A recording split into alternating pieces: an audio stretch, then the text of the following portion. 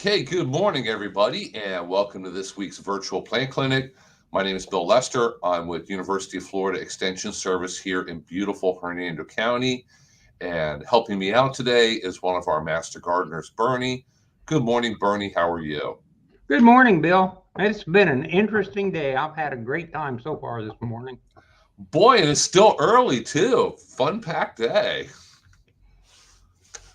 So, as always, for anybody tuning in here live with us, if you have any questions, comments, want to know anything about your lawn, your garden, water resources, just feel free to ask. Go ahead and put your question in the comments. And we got a few people who have already figured out how to do that. Good morning, Bassem. How are you? And good morning, Chatting with Ailes. I think that's how you pronounce that. How are you? So go ahead and, chime in, ask a question, drop a comment, whatever it might be, because uh, I'm kind of at a loss about what exactly to cover today, other than it finally started raining here a little bit in Hernando County. Bernie, I know you mentioned this morning you got some rain also. I only got about a quarter of an inch, but it's amazing what it did to the lawn almost overnight. I noticed this morning that I've got life again. At the rate it's going, tomorrow I'm going to have to mow. So uh, I'm not sure it's Yeah, that great a thing.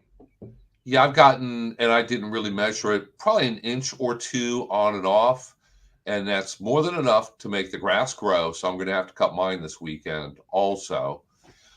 But I still have a couple spots where it just got so dry, it died, and they're still looking pretty bare. I will get green stuff growing there. Something's going to come up. It's just at the moment I do have some bare spots. But for anybody who might be joining us who from south of here, south of the greater Tampa Bay area, um, we hope everybody is safe and well and okay because apparently they got a ton of rain down there.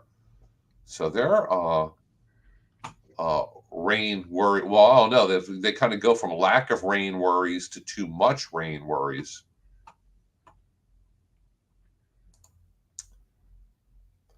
Now we got a question here about: are there any companies that install rain barrels? Not that I know of, but we do have a rain barrel program here in Hernando County for Hernando County residents, and our Florida Friendly Landscape Coordinator Colby Pitts runs that. And Colby is not with us today, but let me go ahead and show his email address here. And if you live in Hernando County, you can contact him and find out all the details from him. Um,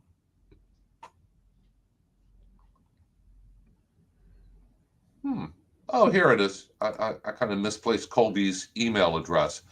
So go ahead and email Colby, and he can give you more information about the Hernando County Rain Barrel program.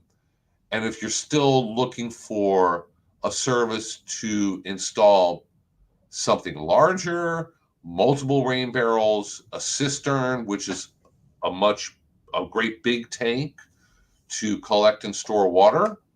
He might have some ideas on that. Bernie, any idea? Do we have any cistern companies in the I county? don't think that the cisterns are the big thing. At one time, if you lived in Florida, you had a cistern because there was no water. Mhm. And people captured all the rainwater off the roof and went into. Sometimes those things were in the ground. You'd have a 200, 500 gallon tank, and you'd hang on to the rainwater, and then that was your drinking water, your cooking water. That was all you had.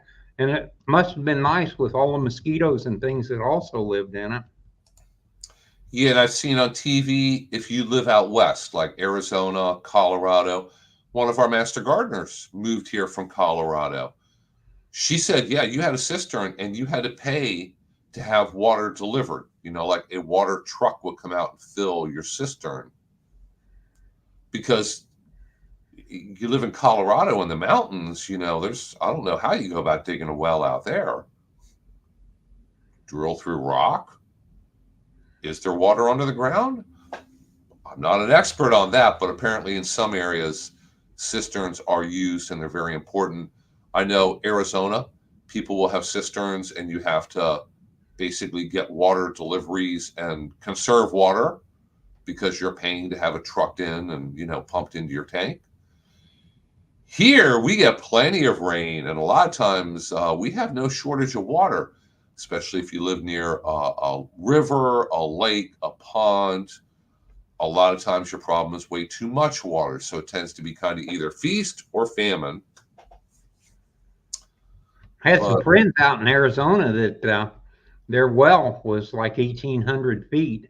wow, They have an unusual situation out there. You pay for 500 feet at a time. The guy comes out and drills 500 feet, and then of course there won't be any water that quick. You give him the money for another 500 feet, and by the time you get to 1,500 feet, you're starting to wonder if should I go anymore or not. So, but apparently that is a fairly common thing. That so I can imagine if you were in the mountains, in order to get down to the water table, you might have to go uh, several thousands of feet, and obviously that's not going to be practical. yeah, yeah. I'm not the well expert here. I need to have Yilin, our district water specialist, back on here again to answer water questions.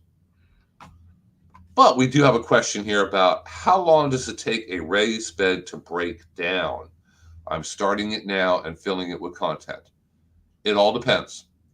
Um, Regular untreated raw wood, if you build your raised bed out of raw wood and fill it with soil to grow in, I would think that it will start to break down in what, as little as a year or two, fairly quickly. If you use treated wood, it will last longer. And the chemicals that they treat wood with now are not the same that they used 10 or 20 years ago. So you still want to be kind of cautious if you're using that wood for any kind of edible raised bed garden. But if you're using it for ornamentals, flowers, or bushes or something else, it's a whole lot safer. If you have built a wooden raised bed garden, if you line the inside with plastic and poke holes at the very bottom to allow for drainage for the excess water to go out, that will help to preserve the wooden sides because now you have a plastic lining between the soil and the wood. But anything that we put outside here in Florida will eventually break down. PVC furniture, pool furniture, raised bed gardens, anything wood, anything metal, literally anything will break down outside eventually. It just depends on the quality of the wood and whatever kind of protection you've added to it. That's going to slow down the breakdown. So, any comments? Any advice? Well, I built a wooden trailer. Uh, Went and bought a metal frame, built a wooden uh, trailer, and I used treated lumber. The floor lasted a little over a year and a half before it rotted away. And the thing that really caught my attention was the mushrooms growing out of the sides. So I didn't think treated lumber should have done that, but Yeah, you would think that it would last longer. Now, I know years ago they treated wood with different chemicals and it would last longer. It was a lot more toxic, but it would technically last longer out in the environment. yeah, and it was much better. And it looks like Sally lived out in Colorado. She said there's plenty of water out there, although it can be elusive.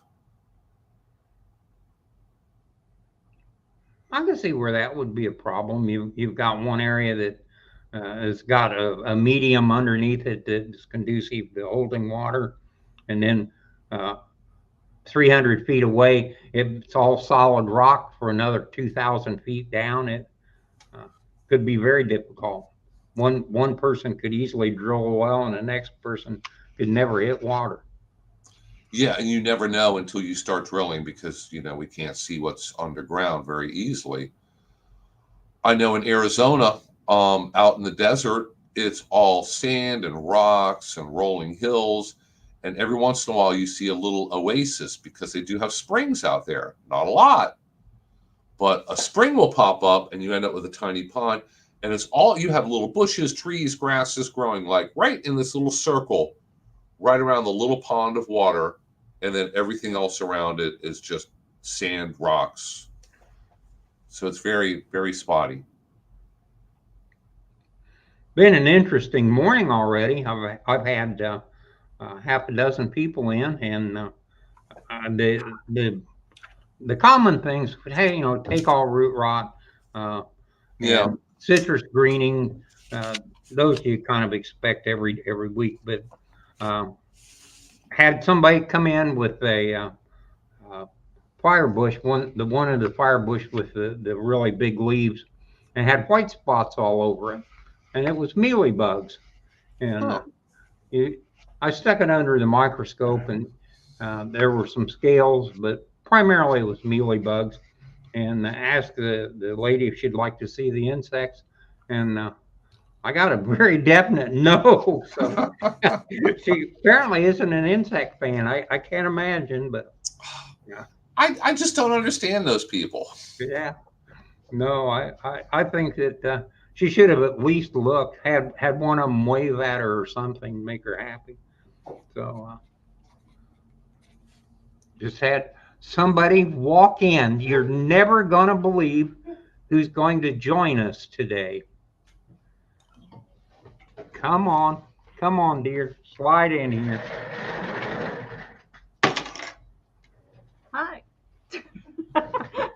Well, how'd you get here from Pennsylvania? Well, there are roads. Miss Nancy let me sneak in the back door. Oh, okay. So, well, your windows are shut anyway. I didn't want Bernie to see me walking by. Well, if I open the windows, it wipes out the picture. I see. Too much light. We're here because of graduations and picking up a RV that we took to the repair place in March. It's done now. And good morning, Anne Marie. I didn't know Colby wouldn't be here, so Yeah, no, Colby had I'm not sure what he's doing, but he couldn't be here. Okay. I'm having lunch with Colby's boss. Oh, well, that's great. We'll I have have to go to Pasco County to teach their new master gardeners, so.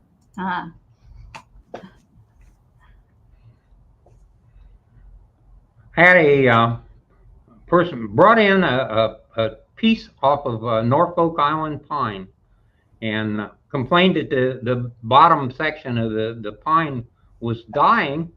Yeah, and to Right just here. look at it, you can't really assign much of a reason for it dying. And the Norfolk Island pines are very water sensitive. You overwater them, the bottom branches start dying off. So I asked him about water, and he said no, but the people that did his lawn care thought it might be a fungus, and they had sprayed it with a fungicide. I said, well, just a second, let me stick it under a microscope. Shouldn't have done that. As soon as I put it under a microscope, this thing is just absolutely covered with spores.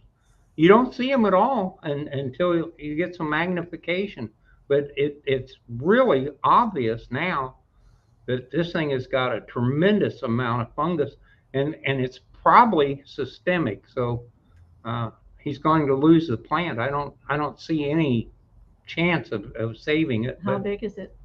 It's about 12 feet tall. Well, that's a good time to get rid of a Norfolk Island pine because it's just going to end up being 85 feet tall. Yeah. In your house in a. Well, there's one over in Orlando along the east-west expressway that looks like it's about 150 feet tall. And it is the most stunning plant until you get up close and find out it's a cell tower. Well, that's about what the real ones look like in a neighborhood if they get the chance to grow. they're ridiculously out of place, you know. They're way taller than even the oak trees in the neighborhood, and they're just not trustworthy not to fall. Well, they're a lightning magnet for one thing. Yeah. So Yeah, and they're brittle. So when we have high winds, tropical storm, hurricane, they snap. I can tell you every single holiday season, and I know, what either they're going to freeze or they're going to be, a problem dealing with their height. And I know all this, and I struggle with wanting to buy one of those cute little Norfolk Island pines with the little red bows on them. They are so adorable. But you have to, I would tell people, keep them till they're about 8 feet, and you can't fit them in your porch anymore, and then consider, okay, that was fun. yeah, but people grow so attached to plants. They do. Yeah. They do. Yeah. But they don't make a great landscape plant. Some people think they like them for the oddity that they are. Well, if you've got a 4-story castle, that's a nice plant to have around the castle gardens. But yeah. And the mistake, I think Bill's mentioned this before, Norfolk is not referring to Virginia. Norfolk Island is in the way down South Pacific, close, not far from New Zealand. Yeah. And if that one has a fungus, someone's overwatering it, or it's in a wet spot naturally, or something. Well, it is interesting. That's not considered a problem with those. We have a question for Lily, because Lily is our previous Florida-friendly landscape coordinator and also creator of what, a bajillion hours worth of video recorded programming. I think it's about a bajillion. No, it's I don't know. It's over 100 1-hour programs. Yeah. Which are, if you go on YouTube and you go to Hernando County Government, they have a YouTube channel, and all of her recorded classes are there. That's why I had to retire. I was just exhausted. I just was like, no, not really. So obviously, it's getting kind of hot out there, and you're not going to be able to go out. Well, most of us can't go out there and pull a good 6 to 8 hours working in the garden. No, do not do it. Good for about 2, starting very early because it's hot. So if you've stopped planting flowers, when can you start again? What do you say, Bernie? End of September, early October? Yeah, I would think 1st of October. Yeah. October starts to get nice. It's enough to deal with what you have created thus far in this heat. Therefore, adding new tests, there's several ways to look at it. The rainy season is going to start any second now. I promise you it will. So you got all that free water that God's giving you. But on the other hand, the plants themselves get stressed by the heat. You certainly do. But when all those rains start coming, all the weeds are going to start coming. So you have enough work weeding very early in the morning. Don't be out there after 10 o'clock. Just don't. I think I have classes on that too, but I know there are plenty of people who work out there, but they're used to it. They're a different breed of people. Bill doesn't act like it bothers him. My daughter doesn't bother her. She goes out at lunch and sits in her truck without it turned on. She's a lizard. My daughter who lives here. Part of the reason I became a snowbird, we tell everyone in Pennsylvania, we're not escaping Pennsylvania winters. We're escaping Florida summers. I could never get used to it. Doesn't seem to bother Bill. But never, I lived here for 5 years and I couldn't get used to it. It's all in how your body is made. But definitely in the summer, even if you think you're very hardy, I was with water conservation. Colby's with water conservation. The only place we don't want you to conserve water is in you, inside the gardener. Keep putting it in there. Get out there before 10 and then jump in the pool and you're done. And for those beds you have created thus far, believe me, once July comes, you're going to be really busy weeding them. So that's enough work for now. And we got a question about bringing water guys back. I started a list here for different people that I need to invite as guest presenters on the clinic here. So we'll get our district water specialist, Yi Lin, back on here again really soon. She knows a lot more about those things than I do. Lily, did you know that she's an engineer? No, Like, but that that's doesn't her surprise degree. me. That doesn't surprise me. She talks like an engineer. Yeah. I'm like, wow, Yeah. you must be really smart. She is really smart. So we'll have her back on here again. And Bassem asks about updates on citrus greening. We'll get a citrus specialist on here also. Does Bernie know anything about updates on citrus green? Well, the university says we have some new varieties that we are scheduling for release very soon. Yeah. If that isn't a mouthful of nothing, and that's all I can get, but they are working on it. The research center is trying everything they can, and they really do have some products that will, although they'll still get citrus greening, they'll tolerate it and produce it. The one product that we have out now seems to be satisfactory. So what, Sugar Bell? Yes, Sugar the Bell. one variety that you can get. Advertised down 301, you know, when you're coming down 301 from, where do I get on it? Before Gainesville, you know, like to Ocala before I hop back on the 75. But Probably Lake Panasoffkee area. That's no, where we get them from. but where I was on 75 by the time we were going down past Lake Panasoffkee. Anyway, it's up further, maybe even Citra, you know. They had signs, you know, all the boiled peanuts and all that stuff, and people had Sugar Bells. So I'm like, oh, I've heard of that. I saw some, and this was months ago at Winn-Dixie, and they were in a package, and it was Sugar Bells, and they were grown in, I want to say, southern Georgia. I picked up the package and, you know, grown in, I can't remember the name of the town. I'm pretty sure it wasn't even in Florida. It was southern Georgia. Because those mandarins are very cold tolerant, along with tolerating citrus greening. So it's a mandarin. It's more like a tangerine. It's a mandarin, yes. Okay. Very cold tolerant, too. Yeah. So I was pretty amazed. I'm like, oh my gosh, I see that they're being grown and marketed commercially that far north.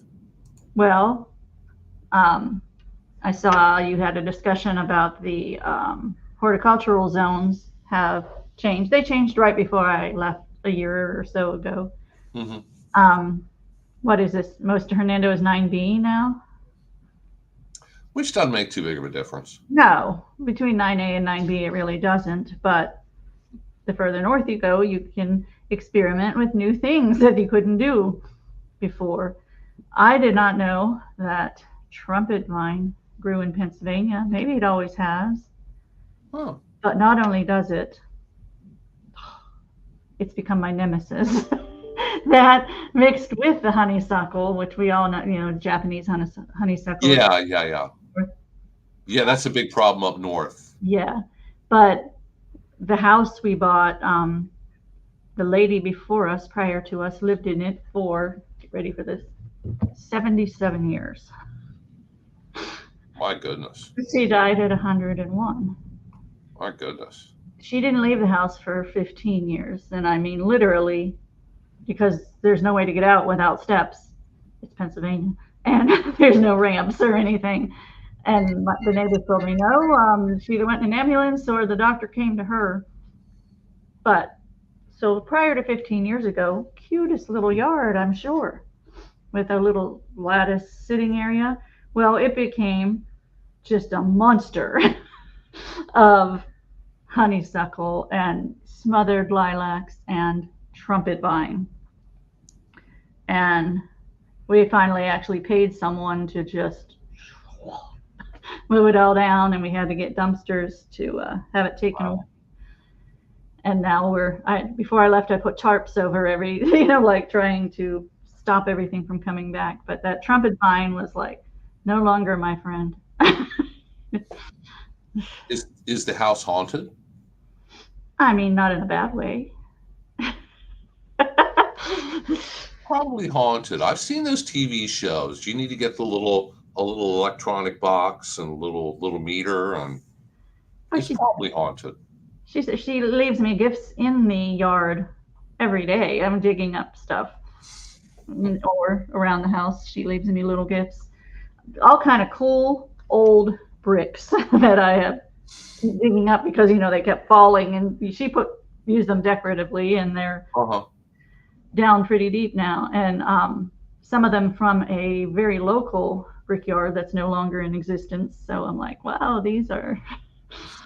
I'm making all kind of fun things with them. So I told my daughter I will have at least 30, 35 years to create my own little haven there that will grow all over and be her problem to deal with. There you go. Somebody else can inherit it and deal with it. Looks like Cindy has a night blooming cactus, and yeah, they do flower at night. Yeah, that's night blooming cereus, it sounds like. Mm-hmm. And it's amazing to go if you have night blooming jasmine or the night blooming cereus cactus. If you go outside and watch the flowers when they're open, there's like a whole nother world that's around it. There's little moths, there's flies, there's insects. There's toads and lizards trying to eat the insects. It's like a whole separate little middle of the night wild kingdom out there hanging around it. If you go to Hernando County Government YouTube, one of the last classes I did, so it'll be most recent on the list, is Moonlight Gardens. And that's one of the ones mentioned. Mm-hmm.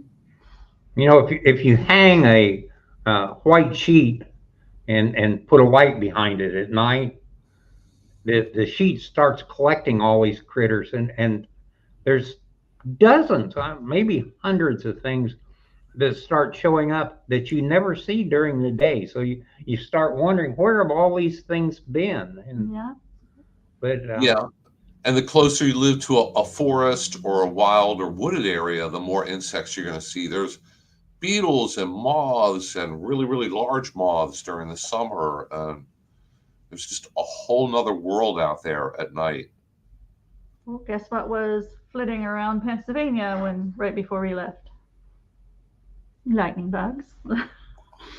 Yeah, you have a lot up there. Yeah. You have lightning bugs, and we have this really nice little black bug that flies united. So Flies United? Yeah, a pair of them. Oh, I thought you meant the airline. But because they care about everybody, we call them love bugs. Yes. There are lightning bugs in Florida. I know there are. There is in certain areas. Islands. Every April, they showed up in the wooded lot beside me. They don't come out to yards.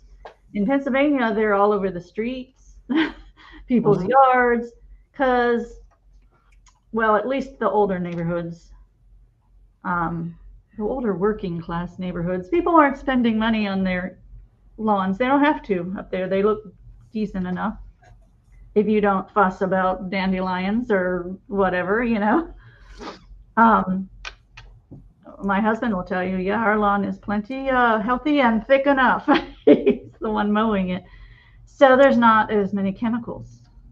And I think that's why the fireflies up there flitter around your house and your yard and on the streets. In Florida, they've learned to stick to the woods where there's not going to be as many pesticides. Yeah. That's my theory. I mean, that's not University of Florida's stance or anything. That's just my anecdotal theory. Yeah, Kristen used to have a night walk up at Chinsigat during the firefly season.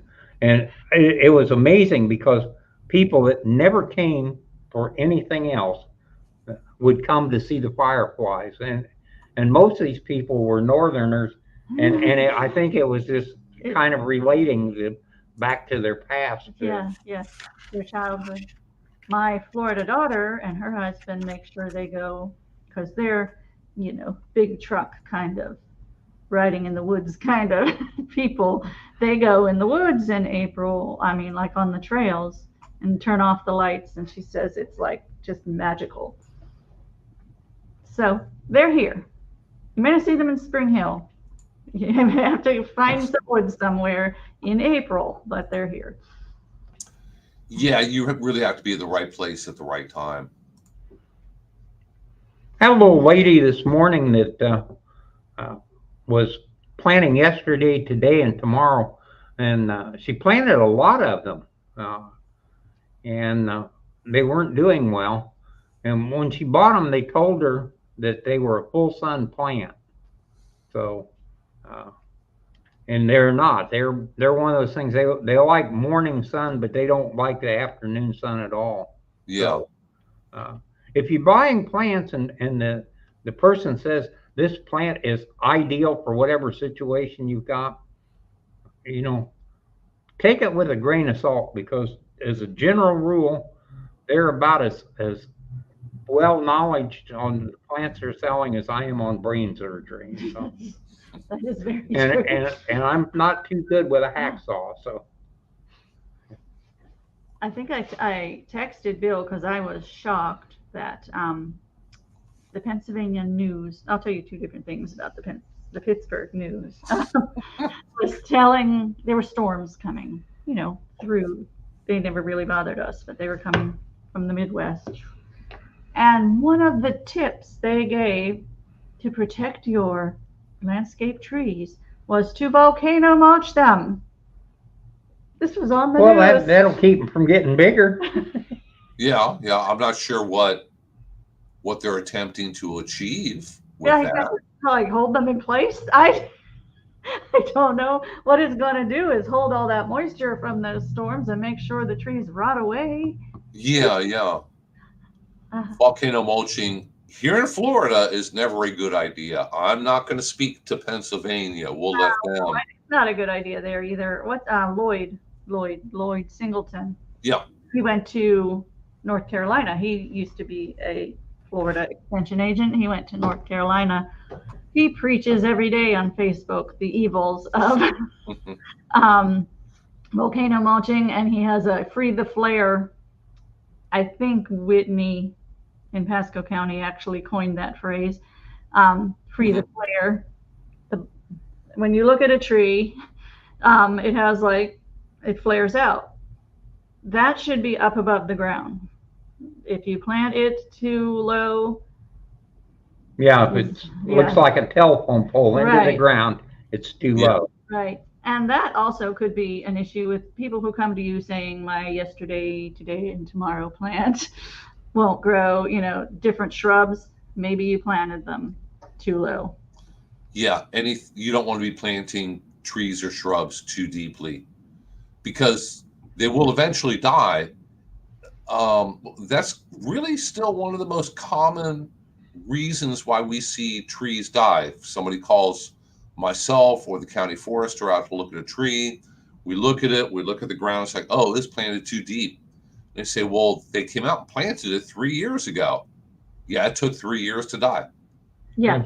So it can take some time. Very stoic. That's why, when you refer to a stoic person, you say he's an oak or something. They're very stoic. They're not going to tell you there's a problem until they say, hey, I'm dead. Yeah. I give up. Citrus trees, throwing in the towel. Yeah. Usually it's the fourth year on a citrus tree that's misplanted. So, and the woman wants to know about, or I'm not sure if it's a tropical beauty peach tree. How long do they take before you start getting fruit production? Up to 4 years. Yeah. So that tree, hopefully you planted it at the correct depth, and you need to take good care of it. Peach trees have to be pruned a certain way. If you look online, University of Florida has a lot of information on that with diagrams about how to prune them. You have to fertilize them correctly and care for them, but it's going to take a couple of years for the roots to spread, the tree to get settled in, to get large enough before it starts flowering and setting fruit that is going to hold on to all the way through to harvest. I just explained to my sister in Pennsylvania who has a peach tree there, that she said the first year it went nuts, just, the first year she had it, just with fruit everywhere. And then there was like a barren year, and now she's waiting. And I had to tell her, well, that first year, the reason you had so much fruit was a stress response to being transplanted. It thought it was dying. So it's like, I'm dying, I better reproduce myself. So that might, a lot of people who say, wow, that first year I just had so many, that actually it was forced to do that by stress. Give it time to grow up, concentrate. You want all those hormones in the tree concentrating on the roots and the structure. Would you suggest even taking some of the fruit off that it might produce in the first year or two? First year, you're probably better off to pull it all off. And let the Yeah, tree. if you get any, you're not going to get a lot. You're not going to get a bumper crop. A juvenile human can reproduce, but shouldn't. Therefore, the same with plants. Let all those, let the tree grow up, and then it'll be a healthy producer. Yeah, citrus is that way. People want to buy a tree and they want fruit the very first year, and because so many of the trees are using grafts from adult trees, you can get something pretty quick, but you don't have any root structure. The tree ends up doing a lot better if you dump the fruit the first couple of years. Don't let it do anything. A citrus tree that doesn't produce for 4 or 5 years generally produces for the next 15 or 20, and the of course that was before greening, but I kind of miss the old citrus trees that were 25, 30 feet tall, and the places that had Valencias that were just great big mammoth trees, and then when they picked them, they were operating off of a 12-foot, 15-foot ladder to get to it. It really looked neat. Now all these trees are planted on a rootstock that dwarfs the tree. They go in and they chop the trees tops off, they chop the sides off. They make everything so that it's really easy to get production, but it lacks some romance that they're used to being having that old citrus romance, driving out in the country and just seeing the rolling hills and nothing but citrus. When we used to go to Disney World, we saw nothing but orange groves. We smelled nothing but orange. Still to this day, the smell of citrus reminds me of Christmas. Yeah. Because I lived 45 years here in Florida. So it might remind people who grew up north of Christmas too, because that may be the only time they got some citrus. But yeah, nice gift basket of citrus, which you can still get. You can still, I still think sending fruit is a very thoughtful gift. Oh, fava beans. Yes, Bassem says he has fava beans, and they're healthy and flowering nicely, but the flowers fall off and he's not getting any beans or the fruit on it. What does he need to do to give him some beans? Depending on exactly where you live, any kind of bean season, whether it's green beans, fava beans, lima beans, whatever it might be, is getting really, really close to the end if you're in Central Florida. I thought Bassem was in Spring Hill. I could be wrong. I don't know. I think he's in Seminole County. Oh, okay. So if you're in Seminole County, bean season is getting very close to the end. Yes. If your plants, you say your plants are still healthy and flowering nicely, so that's great. They may not be for too much longer because the hot, wet summer weather is going to set in and start to give all of them a beating. Um, if you're just having flower drop without setting fruit on it, maybe a thrips issue. It's going to have whatever issue because it's too hot right now. It's going to have 18 million. Everything. My vegetable garden, it's done. I have to get out there and finish pulling the last of stuff up. I'm going to put in one narrow bed of sweet potatoes, which I need to get them in really soon so they have a whole summer to grow. And that's it. I'm not growing any other vegetables until fall because there's no point. Right now. I'm growing tomatoes. I'm growing tomatoes and peppers and cucumbers and strawberries. I say that, but I had to take them off my front porch and put them further closer to the ground against the neighbor's fence so she can water them for me while I'm gone. So who knows what I'll have when I get home, because speaking of nighttime, well, we have bunnies consistently, constantly, all the time. Oh. And we have deer. So we'll see what I have left of my veggie gardens when I get back. That I put them in containers and put them on my raised porch simply because of the bunnies and the deer. But one thing I learned, I don't know why I didn't know this. I lived in Pennsylvania, ages birth through 11. So that is not much time to learn a whole lot. And I guess one of the things that surprised me, I didn't know that strawberries are perennial and they're wild. They are up north, not down. Not down here. Right, that they're perennial up there. You plant strawberries once, you have strawberries for many years. And there's actually wild strawberries. I found some wild strawberries in my yard. They were gone the next day, of course. But those bunnies. It's just all those little things. And I actually was taking a vegetable class up there from the Penn State Extension. Ooh. And I told them, I said, well, it just sometimes blows my mind that with, strawberries are perennial and that there's wild strawberries. It's in Florida, they are annuals. That's it. 1 year and they're done. I mean, there's a whole industry in Plant City and the Strawberry Festival and everything, but each one of those plants are a one and done. Yeah, the wild strawberries are very, very small. I know. Yeah, they're like cereal toppers.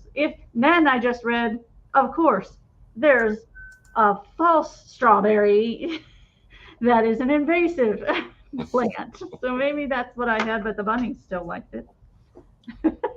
Yeah, I've never heard of invasive strawberry, any type of strawberry, so that's a new one on me. Yeah, I just read about it.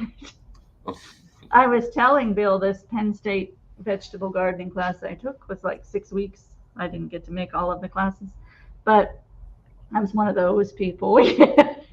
But they gave us a fantastic book and all kind of, like a hard copy book. It's really pretty. Boy, they have a big budget up there. Big budget. What I think happened, because they call it not farm to table, seed to supper.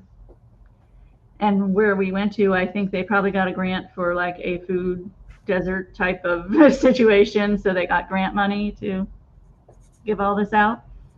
But it's pretty cool. So what, you live in a food desert?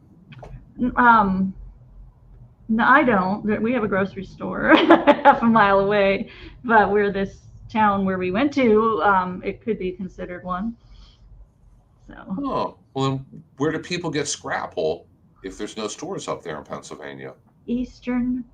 Central and Eastern Pennsylvania thing. I've never had scrapple in my life. It's really good. You make it in these little forms and you slice it, you fry it, put a little maple syrup on it. It's really a Midwestern good. I'm going to have to try some of that. I haven't had that since I was a kid. Yeah. It hasn't made its way over to Pittsburgh. I mean, maybe just here and there, but it's not a big thing. planted liriape down the driveway, they aren't appealing. No, the sun is burning them, and they are barely flowering. Is it the heat they aren't tolerating? Well, although they are full sun, I couldn't. I mean, liriape does usually. You could pour gasoline on them; it'd be fine. Yeah, but the thing about it is, right by a driveway, pH is probably pathetic. Could be, and also compacted. Yeah, that's right next to a concrete structure is a really terrible place to put plants. Yeah, and it could be very hot, very sandy, very, very poor soil. Your car. Varieties Depends on how long you sit there. All those things. If you sit there in your car like me with it running, doing this, for exhaust fumes. How long? So that the exhaust could actually be affecting the liriape. And right now they may be looking really bad just because it has been so sunny and hot and dry recently. So as we start getting some more regular rain, it may turn around and they may start to do better, because liriapes, as a general rule, are very tough. They're very durable. You'll call it monkey grass. Yeah, monkey grass. Yeah. I would see what the summer rains do for them. And then if they're still not happy, beginning of October, transplant them somewhere else in your yard. Yeah. Yeah. And pick something, maybe turn that strip into more of an annual flower bed, because it is along your sidewalk right by the front of your house. So that's something to think about. Mm-hmm.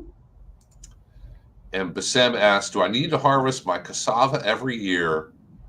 You don't need to, but most people do, because obviously they're growing cassava for the roots to be able to eat.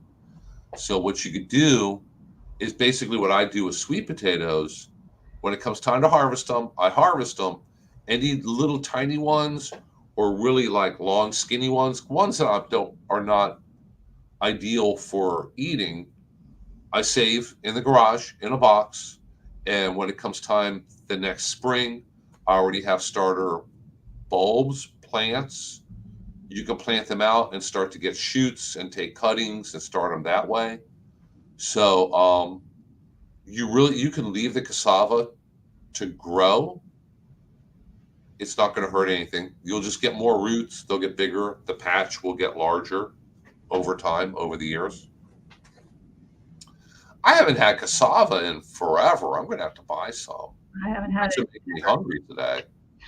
Maybe I need to have some cassava and scrapple, because I never had I was just about to say that. Mixing cultures. Yeah, that might not be the best pairing. Yeah, I still think about, we need to turn this into a cooking show, but then no, we don't need to. I have a question for you. Mm-hmm. So, up there where my little tiny house is in the trailer park in Bushnell, mm-hmm. It has in the front some kind of century plant, dragon plant, house plant thing that are planted in the ground. Yeah. I want those, and I want to put some azaleas there. Would now, while I'm here this week, be a good time to plant some azaleas? The reason I want azaleas is because there's a lot of heavy shade from oak trees. Yeah. That's something that will bloom when I enjoy it, when I'm here. You think it's a good idea to do it now? Can I trust the rains to last? Yeah. all summer? I'm not going to make any guarantees about the rain. It may start every 2-3 days. It may start for a little bit and then turn dry for a couple of weeks. There's no guarantees, because any kind of azaleas or anything else obviously has to be well watered or rained on. Yeah. Until it gets rooted. But it sounds like the spot, the speckled sun underneath an oak tree, is the perfect spot to plant an azalea. But as far as I know, I won't be back till beginning of January, unless something happens. So I'm relying completely on nature. Well, we probably have a recorded class on YouTube for gardening for you snowbirds. We do actually have a class. I need to watch that. Florida friendly gardening for the seasonal resident. We need to think about wrapping this up. You've got to go. Oh, Yeah, I mean, I'm not in a huge rush, but I do need to pack it up and go visit our neighboring county, Pasco County, for a presentation this afternoon. So let me go ahead and show all of our contact information real quick here. If you're watching this as a recording and you have any kind of questions, here's my email. Feel free to send pictures, description of what your problem is. And a lot of times we can figure these things out from pictures. Oh my gosh, this past week I got so many pictures of palm trees.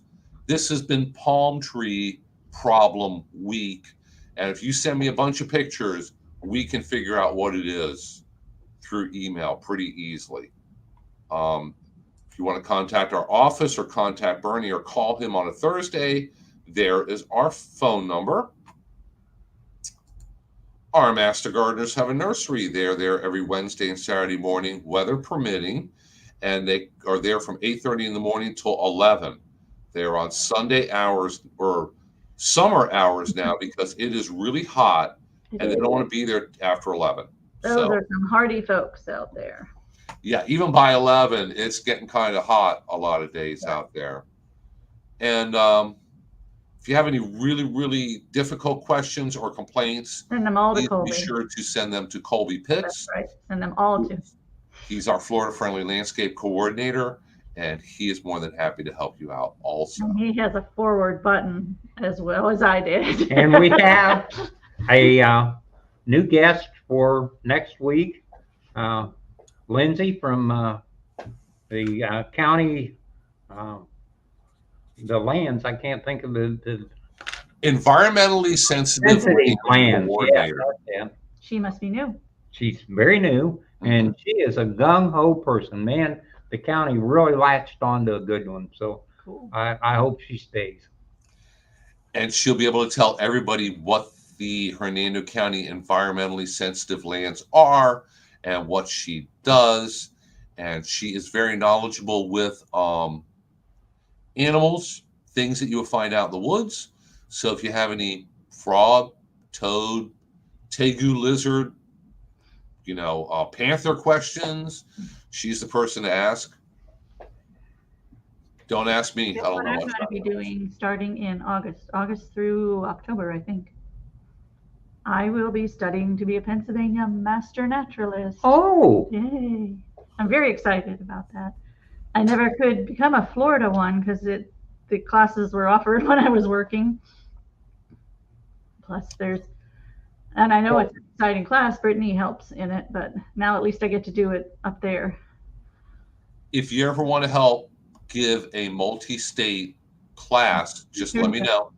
And we'll schedule it. We'll put it online, and we'll have people join in. And I had an interview to see if I could take the class, and I told them I already had an idea for a class. You know me and titles. Bill yeah. His titles from me. I said I don't even know the subject matter yet. I would have to study the subject matter. I don't know the subject matter yet, but I have the title. Is Keystone Plants for the Keystone State. And they're like, oh, you're doing that this spring.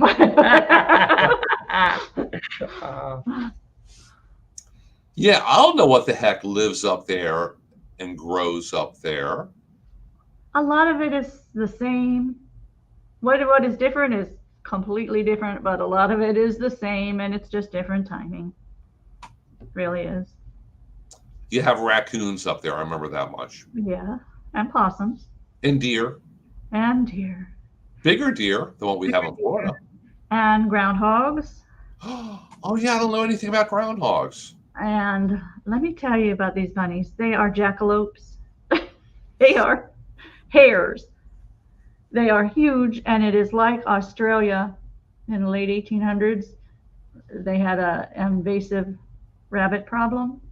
I'm telling you, I walk outside any time of day, and I can see 6 of them just for walking and looking at my yard and the neighbors' yards and all that. And when you have a 7-month-old lab puppy, those bunnies make your life extremely difficult. I was threatening to bring some coyotes. You've got them. I know. Just haven't seen them up there. Black bear. There are black bear up there. That's another class I want to do. Where have all the chipmunks gone? Very few chipmunks. And when I was growing up there a billion years ago, they were all over, they were. And what I've read, of course, is climate change and urbanization. And I'm like, no, I'm not going with the urbanization thing, because I lived in Pittsburgh. And there were plenty of chipmunks, like you see squirrels or pigeons. Yeah. So my neighbor said we do have one. I haven't seen it yet, but I want to know where all the chipmunks of my childhood have gone. That's another thing I want to study. Well, keep in touch. We'll schedule that. We'll do that. More than happy to. I think try to find some kind of tie-in between Pennsylvania chipmunks and Florida alligators or coyotes or something. We'll figure that out. We'll be creative. I said hi to the lizards when I got back here yesterday. Yeah. They don't have them up north. So no. Yes. Okay. Well, hey guys. I'm glad to do another Florida friendly gardening for the part-time resident, because I also need to remind myself. I'll be glad to do that this winter for you. So. You could do it from a different perspective, from actually someone being a part-time resident. Yeah, I can say, hey, look, I killed my azaleas. Or look how well they're doing. Okay, guys, we need to wrap it up for today. So thank you so much for tuning in. And please be sure to join us again next week. I will be here. Bernie should be here. Lindsay will be here. Hopefully Colby will be here. And hopefully you'll be here too. So save those questions up till next Thursday at 10 a.m. and be sure to tune back in and join us then. So until then, thanks so much for joining us. Bye. Bye.